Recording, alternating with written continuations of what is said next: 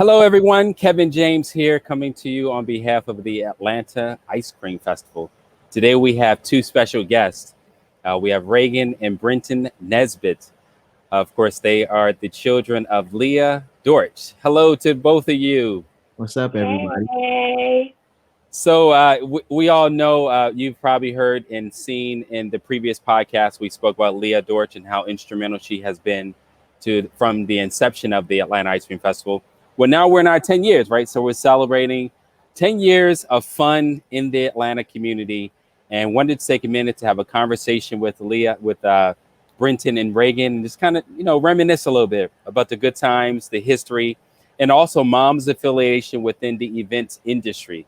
So with that, I wanted to kind of open up and have them introduce themselves. We can start with, of course, Regan first.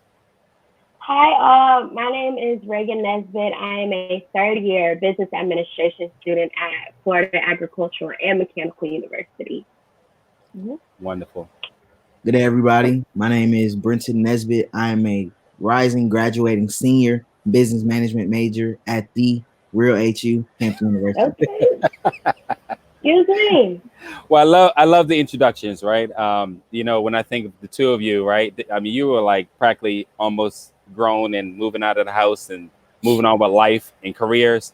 But over the last 10 to 15 years, easily, I mean, you are in, I don't know, middle school or maybe even a little younger, but y'all have definitely just shaped into well-rounded young individuals with a bright future ahead of you. So thank you for taking time today to kind of talk about mom and the events industry, and of course the link with the Atlanta Ice Cream Festival.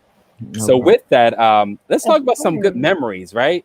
When you think back to the Atlanta Ice Cream Festival, of course, started in 2010, both of you were there because you've been there every year because mom's been there. What are some of your memories of over the last 10 years of being at the Atlanta Ice Cream Festival? I think I just remember the first meetings about it and trying to get like the vendors, because it started off so small, like how it is now, how it exceeds how the park is. We just had that one little strip. Exactly. And now there's vendors on both sides and down that way and down this way, and like how much it's expanded. I remember the first meetings and just calling people around, like watching you and mommy work to get it to where it is now. I remember that the most. This the early stages, the beginning. Oh yeah, I remember that first meeting too, and I remember that first T-shirt. That the T-shirt. And we're on ice cream scoops. I remember that. But I remember it was one year. I feel like this had to be like year 3 or 4. I was a little bit older. My mama had me out there with y'all at 6 in the morning. There you go. I was out there like, I don't know. I think she asked me to go and I just went, and she handed me a clipboard. There you go. Worked from 6 a.m. until I think I could finally stop checking people in around like 9. 9, yeah. And I was like, all right, I'm done, and I wasn't done after that. I was still working. But I was in the car. You had that. Good because you just saw everything, coming to fruition to get all together, and from then till now, it's just always been hey, do we need to be there at 6 in the morning? That's just how I'm conditioned. Whenever it's at Ice Cream Festival, I'm say I might have to be there at 6 a.m. just because that's what you got to do to check in vendors. And it's just fun. AICF is a great event to be at from the beginning to the very end. Because 6 a.m. you be there, you got it because you were there from 6. Yeah, of course. And you got to put, when you're the vision, when you're the brain behind the vision, and you just got to just work it. When people aren't looking, people aren't watching, you got to make sure that you just kind of wrap your arms around it to make sure it holds together. But one thing you said, so interesting. So you were working with the clipboard, and Regan you said you was in the car sleeping. Oh yeah, I was tell you. Now listen, mommy had us get up because after I slept, I had to get out and start helping, but I was knocked out. I helped set up tents after I got my sleep in, but I just remember getting up early and going, and then I was like, I'm gonna sleep this out a little more, and then I can go. That's funny. That's funny because I remember, of course, I remember each year of just different things, but I do remember the two of you being little and being there and working. Um, Mhm. and it turned into a family thing because I remember your grandparents They had year one with They the had barbecue that. ending. Yes. the tent. Mhm. That was year one. That was year one. That was year one. Crazy. Yes, Wow. I remember mom and dad had the 10 by 10 and had the chafing dishes Mhm. there with the smoker and great food. Yes. I don't And the think I had a chance barbecue to. sauce. Yeah, I don't think we ate because we were so busy. But I remember smelling the Mm-mm. food. And Yeah. I remember I they had to told. ask them to save me a plate I for think I had to afterwards. play safe. Well, of course, as Yeah, a I thing. had a plate for. Wow, they put it to the side with some foil. Yeah. Mhm. So I mean, there were a lot of memories, as well as Ryan Clark Academy, right? Mhm. I remember the two of you on the step team. I remember that the stage, the first stage, Oh, the floor, the ground. the floor, the ground. That was the first stage. You know, I Every think Ryan came and step was performed there. at the ice cream festival in year two. Yeah, It was year Ryan 2, I believe. Yeah. did. Mhm. That's when that was the real stage. That That's was when we got the real stage. Right. Well, We did thanks perform on to Parks and Recreation. It was their stage, so we were off Yeah. the ground then. Yes. Yeah, the first year we had concrete. It was concrete, and I think we had a sheet of plywood or something like that. I Yeah. do remember Yeah. because Caleb Well, it was- With the two big speakers. yeah, it was pretty low budget. Yes. but to see that Humble, I know to go humble from the concrete to that big Humble old beginning. stage with the big old speakers now and the whole yard of just people. Like I wish we had how you can go flashback videos during stuff like this with the flashback the video Yeah. on the concrete stepping. You guys. It's cold outside. It's still a little Yeah. cold outside because it's early in the morning. And Now it's just all. And also remember the first year was in September. It was actually that second Saturday in September. Yeah. It was right after Labor Day. After Labor Day. Correct. Yes. Correct. I remember that. I remember this. And then in terms of programming, knowing that July is National Ice Cream Month, and of course, this conversation will air on as we're acknowledging Mom, but also it would also air on the Sunday that's considered as National Ice Cream Day. On Sunday the 19th. Yeah, so interesting enough, when we had the first year in September, then we moved it back to August, and we settled in July, which kind of made sense with the programming and the nature of it being coined as National Ice Cream Month, according to President Reagan. So with that, we just stayed there, and that's kind of been our home, the fourth Saturday at Piedmont Park. So yeah, some good memories, right? Yeah, great memories.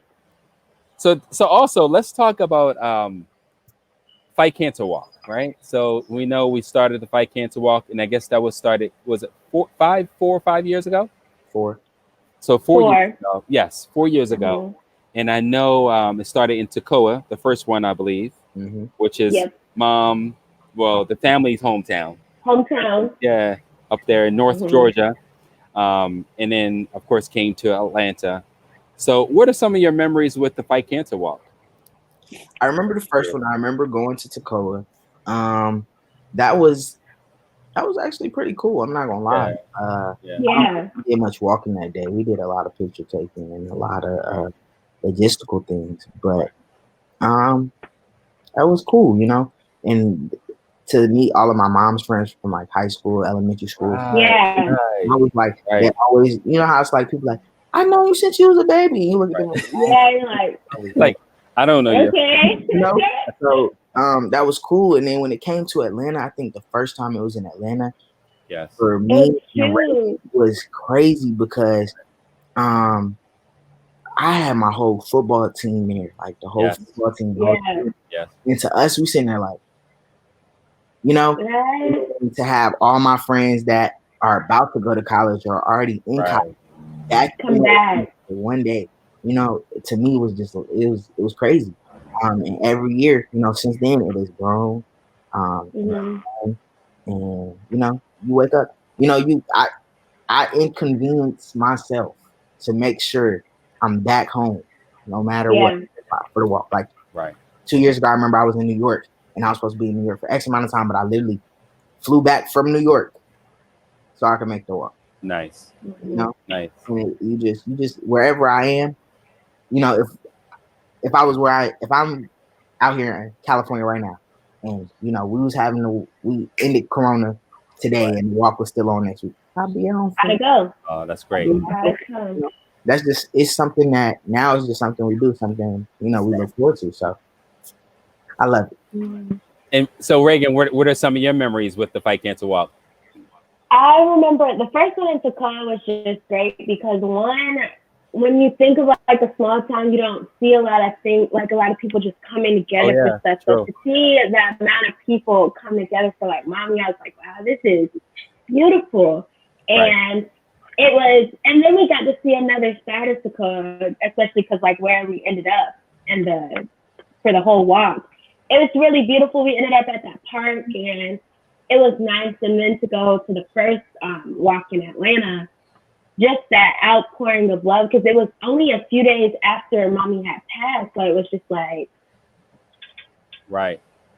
How many people are coming? Like, I didn't even think we were going to do it still. Right. Really. Yeah, I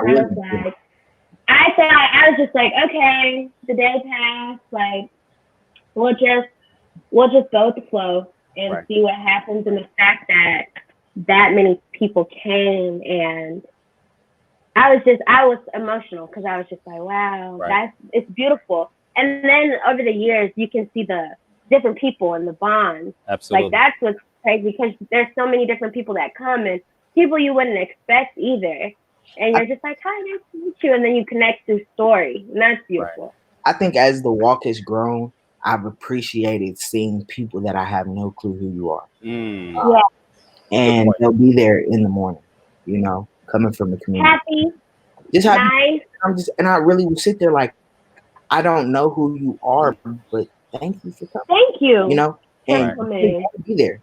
They want to be there. They want to participate. They want to walk, and a lot of times for us, we'll do our walk and then we'll stop and we'll talk to people. Right. It'll turn into that where the 2 tents are for the walk in the park turn into a social, and we all get to talk, bond, and before you know it, we've been there since 8. It's already 12:30, and the ice cream festival started. Right. Yeah, true. That's true. And it's a nice little transition. But I would tell everybody, if they come into the walk next year, come to the walk. You can stay. The ice cream festival start while you're there. You don't have to wait. Right. Exactly.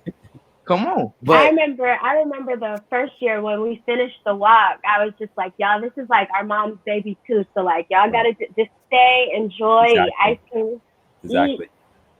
It's a pretty day. Just take it all in. Well, as I'm sitting here listening to the two of you, it's interesting that I hear mom and dad's and family influence in the two of you. Just starting with your grandparents, right? We always have to pay homage to our elders and your grandparents and what they put into their kids, which have trickled into the two of you, which will continue down the line. It's quite fascinating just to see that love and energy and the care for the community, because everyone has that. We all have friends that don't like people, as we spoke earlier, right? Some just don't want to do that. But the fact that the two of you in stereo has spoken to the fact of just reaching to community and thanking the community and encouraging the community to continue on is timely. And I think that's a message that we all need, right? Not just in the middle of COVID, but of course, many years to come. So thank you for sharing that. Let's talk about, and we're going right in there because a lot of folks, when they've contributed over the years to the Fight Cancer Walk, as the Atlanta Ice Cream Fest, we've mentioned to them that the money has been given directly to the kids, right? There's no fees taken out. In fact, we've rounded up. So we want to encourage those that can contribute to Regan and Brenton for their academic expenses. Please do. The Cash App is on the screen, right? Regan Nesbit is there for you. Please contribute because, again, Reagan and Brent, they have real academic expenses. And without having a 5K fight cancer walk this year, that revenue is not there. So we strongly encourage the community to still pour into their lives. Again, as a second year and a senior, Third year.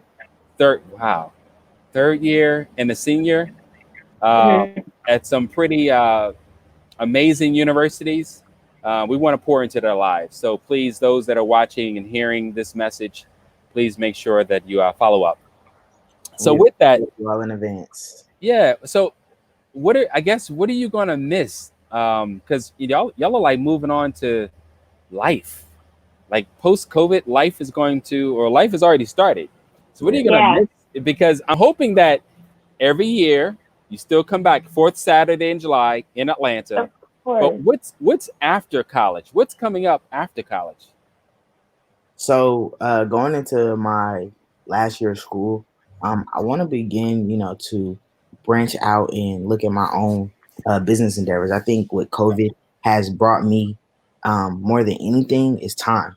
And it's given me a lot of perspective on the things that that aren't necessarily yours or not necessarily what you create in life can be taken away from you. Yeah. That's just our normal day-to-day lives are gone. We can't go to school. You can't go to work. We can't go to the gym. You got to wear a mask to the grocery store. You got to be social distance from everybody. Right. So this new normal has drove me to want to create my own lane that you can't take away despite COVID or, law or Trump or,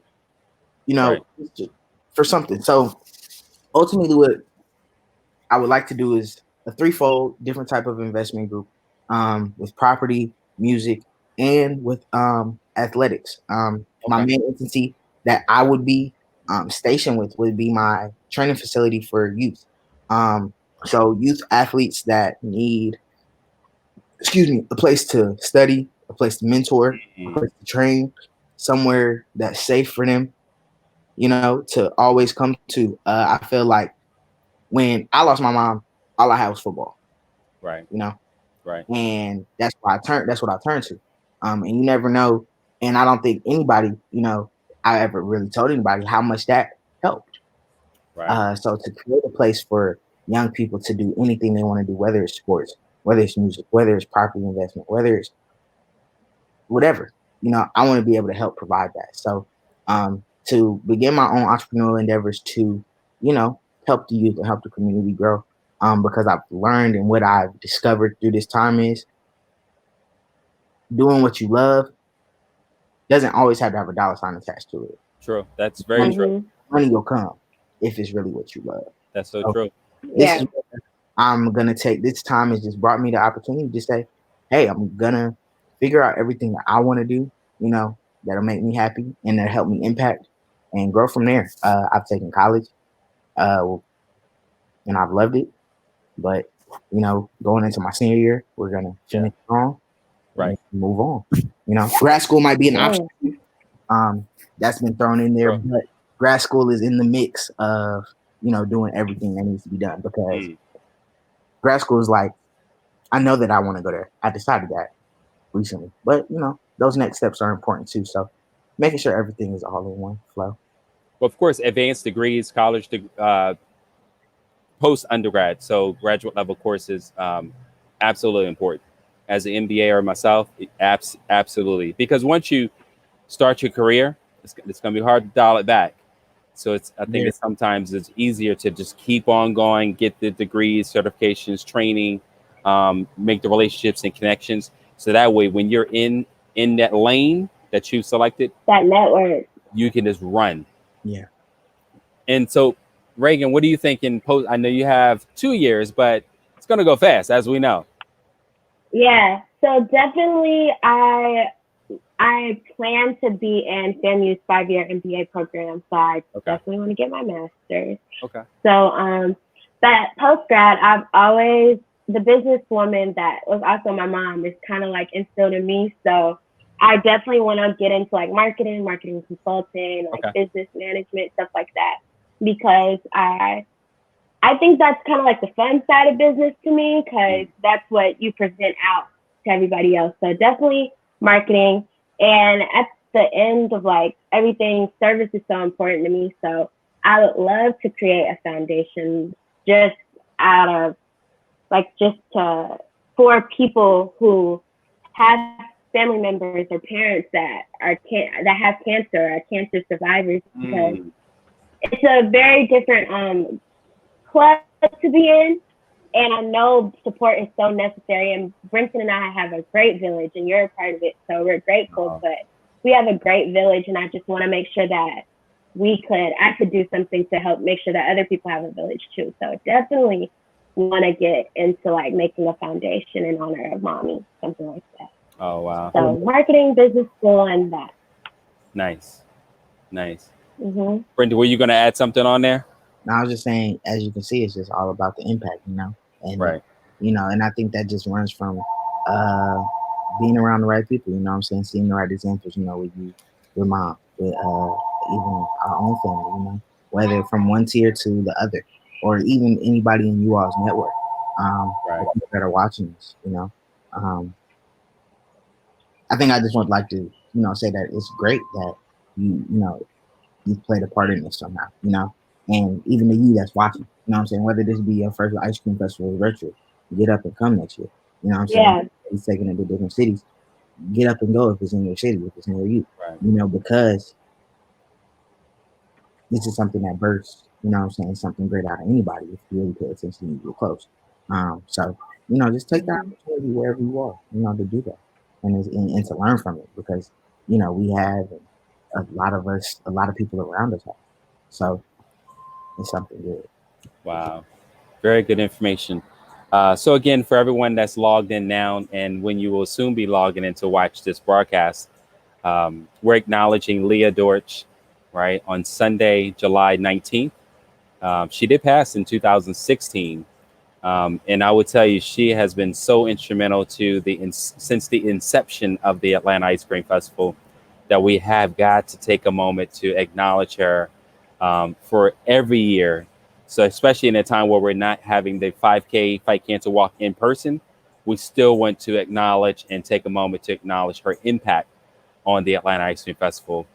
Because the reality is, when I wrote the concept way back in 2008, 2009, I sat on the concept, and she was one of the very few people that just pushed me off the ledge and pushed me into bringing the event to life. Because me not being from Georgia or from Atlanta, I wrote it and I set it down, and I kind of was like, well, who's going to come? Right. I kept on saying, Leah, who's going to come? I don't know anyone here. She said, KJ, just do it. And a year went by. I'm not doing it. Then I made up another. I don't have the money. Well, it costs $100 for the application to the Mayor's Office Special Events. So I found $100 and put it in. I said, well, I can't afford everything else. Just do it. And then literally put everything in motion. I said, all right, it's all in. Now what? And she said, well, plan it. Okay. And that's probably when she came and got the family, Reagan, Brenton, Stephanie, and family members. And we made it happen with really 1.5 ice cream vendors and another 8 or 9 other vendors. And the rain came and we were finished by 3 o'clock. And we were happy that we were finished by 3 o'clock, because the ice cream was gone. But we still had barbecue. And we still had, literature and things like that from some of the non-food. And we had entertainment, going on a DJ and stuff. So thanks to the two of you for really taking a moment to kind of come on as we're acknowledging Mom Leah Dortch on Sunday, July 19th, 2020. Because again, I don't know if I could afford us off without her. So again, for those that do have the opportunity, please pour into Reagan and Brenton as they're looking to return to college, whether that's online, hybrid, in person, whatever the case is. But as we all know, college is not free. I know people have proposals for free education. It didn't make it to college yet. We wish. Yeah, I wish. And I can speak to just these two individuals that you're seeing and that have taken part to their focus and they will finish strong. So as you're pouring in, you're not just pouring it in hopes that they finish. They have a lot of people within the village that will ensure that they follow through and are successful in whichever path that they choose, or multiple paths that they choose. So again, last but not least, thank you, Regan. Thank you, Brenton, for your time. No problem. And this will be Thank posted you. online, so that way those that want to follow and can continue to watch and log in and get more information about fighting cancer, and of course, following the journey of Regan and Brenton Nesbit. Again, take care. We'll talk soon. Bye, y'all. Bye. Thank you.